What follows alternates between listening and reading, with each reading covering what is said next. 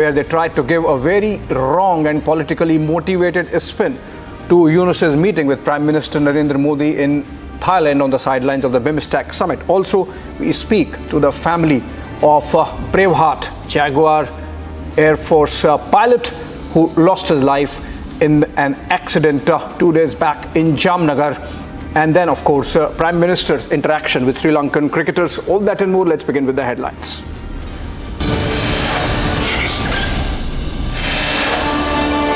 Prime Minister Modi visits Tamil Nadu and inaugurates a spate of development projects, including the iconic Pamban Rail Bridge.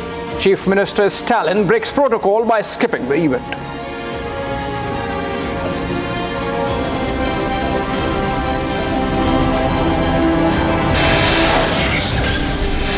Sri Lankan cricket coach Sanat Jayasuriya requests for a cricket stadium for Tamil-dominated Jaffna. Prime Minister promises to look into the demand. It is a very wrong decision. Not because they do not have a right to protest, they do have a right to protest. But I would accuse them of spreading a blatant misinformation campaign. Massive showdown over Waqf Amendment Bill. On amendment law now, AIMPLB faces flack over street anarchy call against historic reform.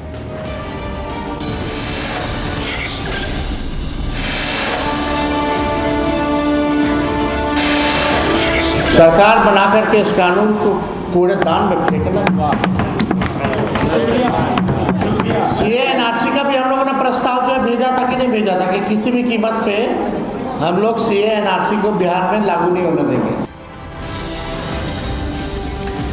After Bengal Chief Minister Mamata Banerjee, Tejaswi Yadav calls for overturning the Waqf law, says it will be tossed into the dustbin if they are elected to power.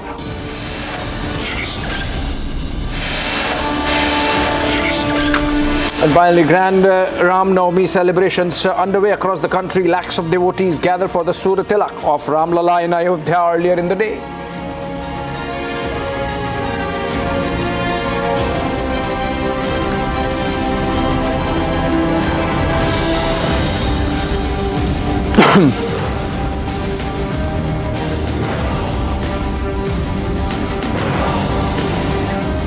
Well, let's begin with this exclusive where India has effectively dismissed as mischievous and politically motivated the spin that was sought to be given by Modi-Yunus's press secretary Shafiqul Alam about the meeting that took place between the two leaders, between Modi-Yunus and Prime Minister Narendra Modi on the sidelines of the BIMSTEC summit in Thailand, Bangkok 2 days back. Sources tell us that there was no talk whatsoever of Sheikh Hasina's extradition. Even if Modi-Yunus mentioned it, there was no promise made. Also, that India in fact sought an early restoration of democracy by way of elections, with Prime Minister even suggesting that if elections are delayed, it's going to adversely affect the image of Modi-Yunus, who's otherwise a respected man. In fact, if you look at the spin that was given by Shafiqul Alam, okay, we are going to be joined in by Major Retired Ziaul from Dhaka live. Very good evening to Mr. Raza Kareem. And this Shafiqul Alam post, Mr. Kareem, that during the bilateral meeting between Prime Minister Narendra Modi and Modi-Yunus, some talk happened about extradition of Sheikh Hasina, and the fact that Prime Minister spoke about how Sheikh Hasina was disrespectful of Modi-Yunus. All these things have been denied. Who's playing these games? Is Shafiqul Alam, does he even understand what mischief he is up to and what it can cost with the kind of spin he is giving to a meeting that took place between the two top leaders? Thank you. Actually, I saw that post by Facebook post by Shafiqul Alam, and also I saw several news and online media they have spreaded some opinions and also a few news about Dr. Modi-Yunus and Modi's meeting. And I felt it very much positive, and it was really a very good sign from both India and Bangladesh that the way Dr. Modi-Yunus is extending his hand for cooperation with India, and also the way Modi showed his respect towards Dr. Modi-Yunus, and that clearly reflects that Bangladesh-India relationships is going towards a very positive direction, and we hope that the relation will be very good. And if it really goes so, then that will be good for India and also for Bangladesh. And one thing I should mention that Mr. Modi, Indian Prime Minister, he mentioned that Yunus several times during the meeting. He was mentioning that India's relation with the people of Bangladesh, not with any single party or individual. We love people of Bangladesh, and there is no question that India has a strong relationship with the people of Bangladesh. But to give this kind of a spin is wrong. I mean, it really jeopardizes whatever possibility was there of a detent and a thaw. If you can allow me, here is the big questions that basically the one Modi mentioned. If it is so, Bangladesh will be highly pleased, and the nation of Bangladesh, they will start loving India.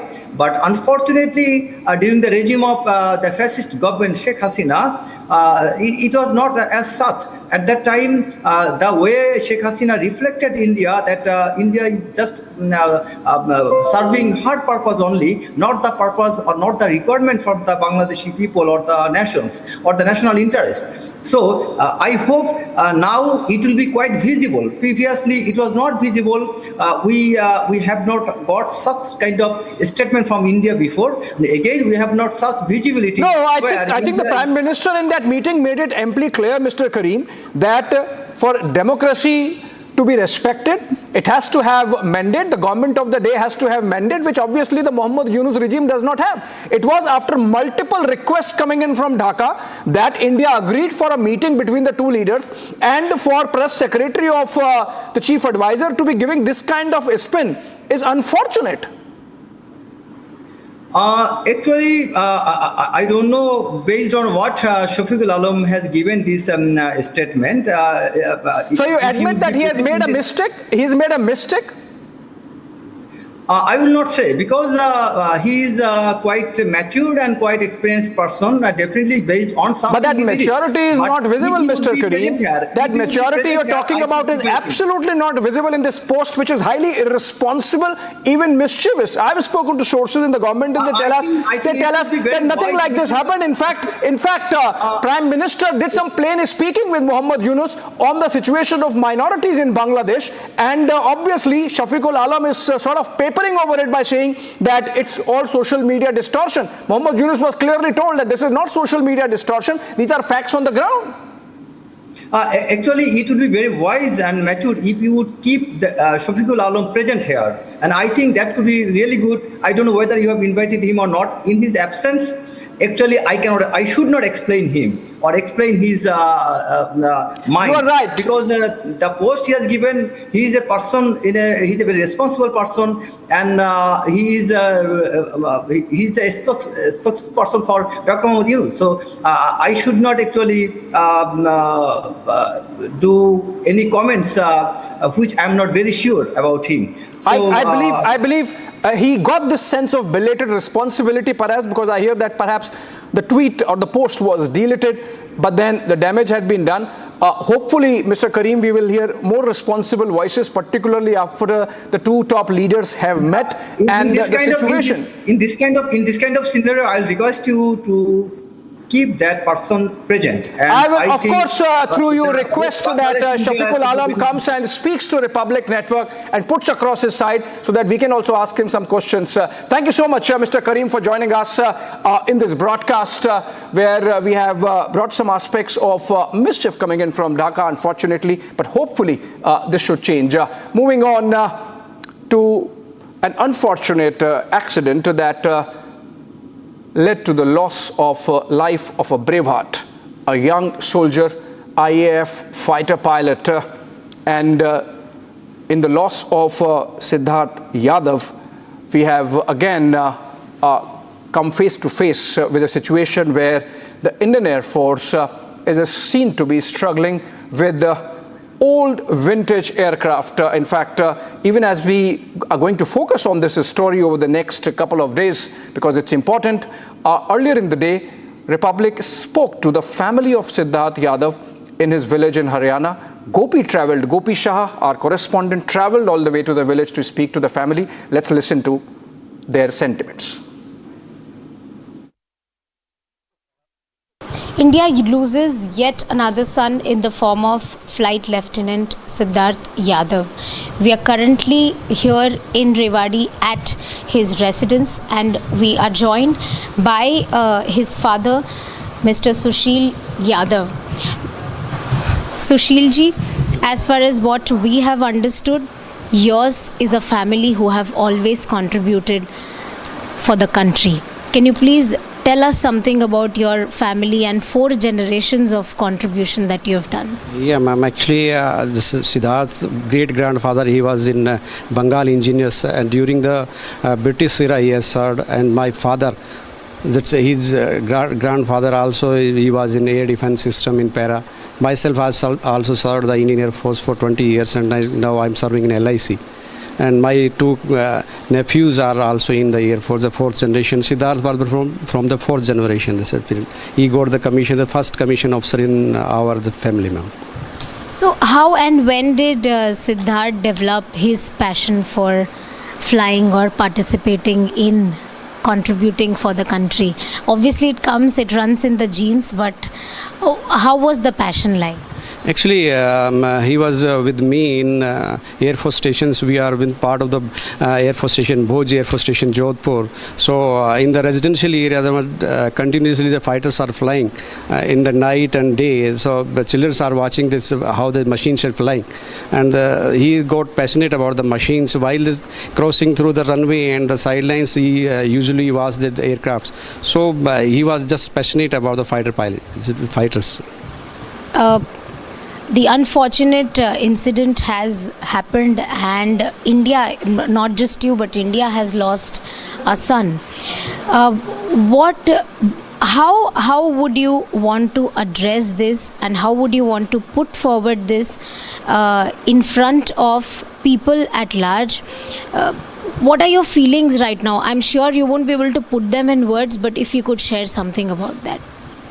Actually, it is very painful for the father, but we are I have mentioned the generation, for the generation we are serving the army and Air Force.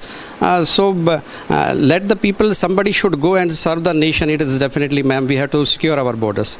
So I have sent my son, it was his the hobby or the serve the nation. So he is gone, and it is unfortunate that we have lost him, but for the missions, he was on mission.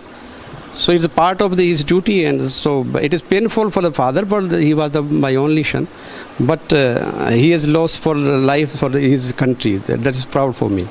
So we really salute your bravery and the contributions that, in fact, your family has made over 4 generations. And I'm sure nobody is to be blamed towards this untoward incident which has happened. But would you want to speak something regarding this? No, I will not blame anybody. We are fully operational, and we are capable of the fight with any force, any neighbors, our China or Pakistan. So we are very much capable of. But it was the incident, some bird strike was there, bird hit, and we have lost my sons due to this engine seize. So I will not blame anybody for this. If there's some technical issue was there. All right, Union Home Minister Amit Shah, who was in Chhattisgarh last evening, in Gujarat in the morning, in Rajasthan in the afternoon, I just landed up in Jammu and Kashmir for a security review. He's going to be there in the Union Territory over the next 3 days, and the objective is to do a comprehensive security review through meetings where the entire brass of the Jammu and Kashmir administration, including Lieutenant Governor Manoj Sinha, top officials from the Ministry of Home Affairs, and the Army, the paramilitary forces, the Jammu and Kashmir Police, intelligence agencies, senior civil administration officers. Everyone is going to be there in multiple meetings. These are pictures of the convoy of the Union Home Minister, who's just landed a while back in Jammu for his 3-day stay. And a key focus will be on strengthening strategies to ensure zero infiltration along the line of control and the international border with Pakistan. The meeting comes in the wake of a recent terror attack in Kathua, which claimed the lives of 4 personnel of the Jammu and Kashmir police, and other multiple attempts by Pakistan to breach ceasefire across the border. In fact, the breach of ceasefire that has happened twice in the last 1 week happened after a gap of 3 years, and I think that is an immediate trigger in visit of Union Home Minister, providing an immediate trigger for the visit of Union Home Minister Amit Shah to Jammu and Kashmir for that security review. Gursimran joins us live from Jammu. Gursimran, what's exactly on the agenda? Is this meeting different from the regular security review meetings that take place at South Block and the North Block, in fact, of the Ministry of Home Affairs? Certainly, Abhishek, it is reason being that Amit Shah is on ground himself, and tomorrow he will be visiting the Indo-Pakistan international border, wherein he will be interacting with the troops of the Border Security Force. We'll get a ground assessment of the situation from the ground commanders themselves, and then the security review meeting will take place in the summer capital of Jammu and Kashmir, that is in the Srinagar, on 8th of April. That is the unified headquarters meeting that will take place, and the security review and the arrangements review of the Amarnath Yatra that is slated to start from 3rd of July to 9th of August. In a short while from now, Amit Shah has reached the Raj Bhavan in Jammu and Kashmir in Jammu, and he has met the Lieutenant Governor at the Raj Bhavan as well. He was received by the Lieutenant Governor. He had a meeting with the Lieutenant Governor. In a short while from now, he will be reaching the BJP headquarters today evening, wherein he will be having a meeting with the BJP cadres as well as the core group of the Bharatiya Janata Party. Tomorrow, he will be heading towards the international border in the Kathua Srinagar, where he will be meeting the top brass, the ground commanders of the BSF, and also he will be interacting with the BJP MLAs tomorrow evening. Abhishek. All right, thank you so much, Gursimran, with those details. The Union Home Minister also to travel to the border to check for himself the security grid, and that's the purpose. We'll keep you updated on what happens next over the next 36 to 48 hours in Jammu and Kashmir insofar as security review is concerned, with the Union Home Minister Amit Shah's visit panning out. Moving on for now, and Prime Minister Narendra Modi, while in Sri Lanka, interacted with members of the 1996 World Cup winning cricket team and said the triumph captured the imagination of countless sports lovers across the world. Prime Minister met up with Sri Lankan legends Marwan Atapattu, Chaminda Vas, current senior men's team coach Sanat Jayasuriya, and Arvinda De Silva, among others, who had played a crucial role in Sri Lanka's World Cup triumph against Australia and India in 1996. In fact, during the interaction, Sri Lankan cricket coach Sanat Jayasuriya requested for a cricket stadium for Tamil-dominated Jaffna, to which Prime Minister said, promised that he would look into it. Take a listen.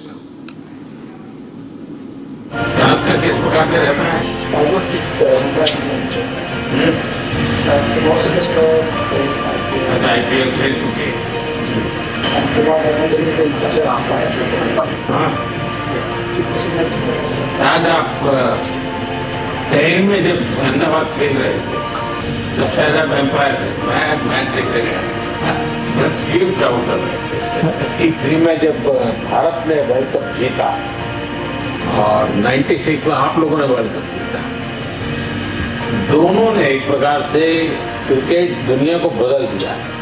और मैं तो मानता हूं अगर T20 का जन्म हुआ तो 96 की आपके मैच के तरीके वैसे पैदा हुआ है। बाकी वैसे भी सुनना चाहूंगा मैं कुछ आजकल क्या कर रहे हैं, क्या बताना चाहेंगे, अभी क्रिकेट के साथ नाता जैसा आप अभी भी कोचिंग कर रहे हैं। Most of these guys are involved with cricket at the moment, and I think today they want more pressure than playing in the finals, meeting you.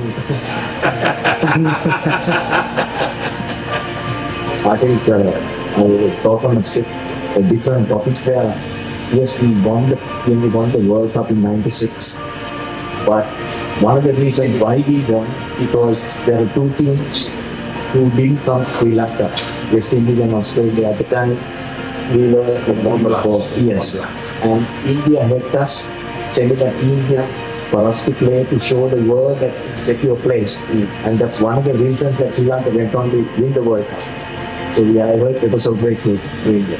मुझे याद है उस समय भारत ने जब निर्णय किया कि हम तो जाएंगे, तो बम ब्लास्ट के बाद सारी टीमें भाग रही थी और मैंने देखा था कि उस समय आपके सब प्लेयर्स ने उसको बहुत अप्रिशिएट किया था कि भारत ने बहुत ही खेलदिली दिखाई है, क्योंकि जो मुसीबत श्रीलंका के लोग झेल रहे हैं उसको अपने नसीब पे नहीं छोड़ा। वे भी आए, चलो हम भी आते हैं, देखते हैं क्या होता है। तो इसको आपके यहाँ खेल जगत ने बहुत अप्रिशिएट किया था। आज भी भारत के लोग, उस स्पोर्ट्समैन स्पिरिट था उसमें, एक तरफ बम ब्लास्ट थे, दूसरी तरफ स्पोर्ट्समैन स्पिरिट था और बम ब्लास्ट के सामने स्पोर्ट्समैन स्पिरिट जीता था। और इतना ही नहीं है, वो स्पिरिट आज भी है। जैसे 96 उस बम ब्लास्ट ने पूरे श्रीलंका को हिला दिया था।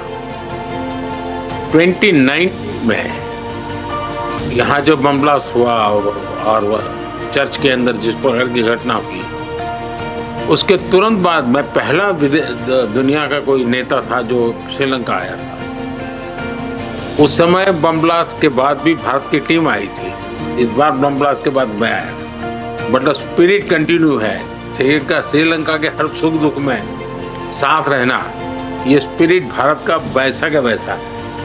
As a Sri Lankan, as a neighborhood country, I umpired the World Cup final in your Ahmedabad, the ground, and that is the biggest ground in the whole world. Actually, that was a fantastic atmosphere and fantastic ground for the cricket, and I think everyone loves to play and umpire over there.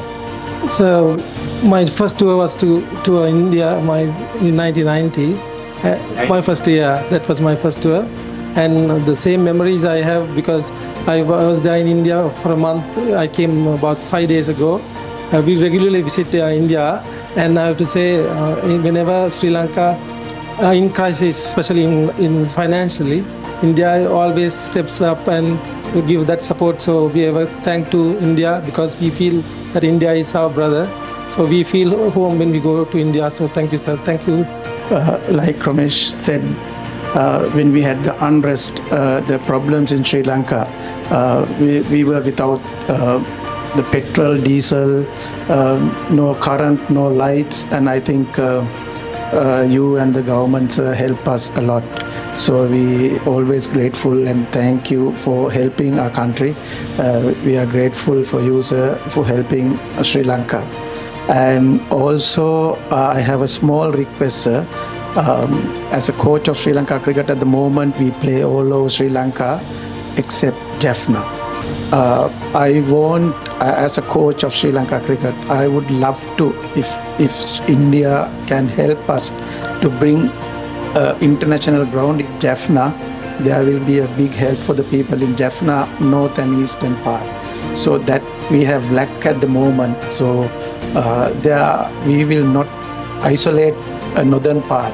So they will also come very closely work with the Sri Lanka cricket, and we are working on it at the moment, but it will get more closer if you play international games in Jaffna.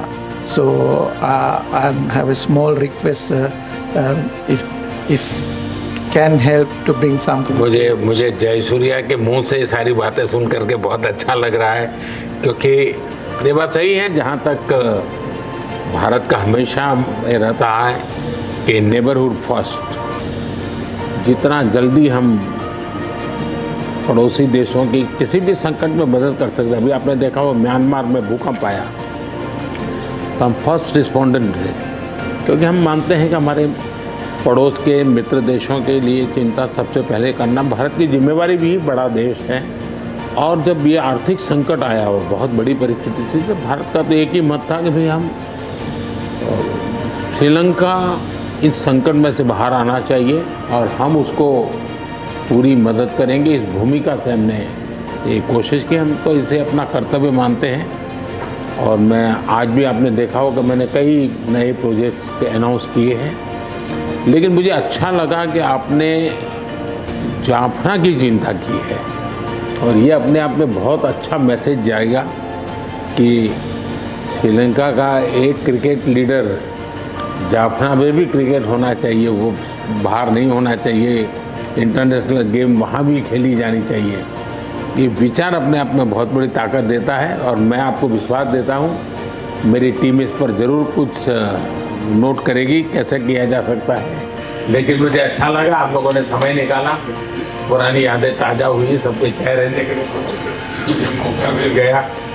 लेकिन मैं चाहूँगा भारत के साथ अपना नाता बना रहें और आप जो भी साहस करें, मेरी तरफ से जो भी आपको सहयोग हो सकता है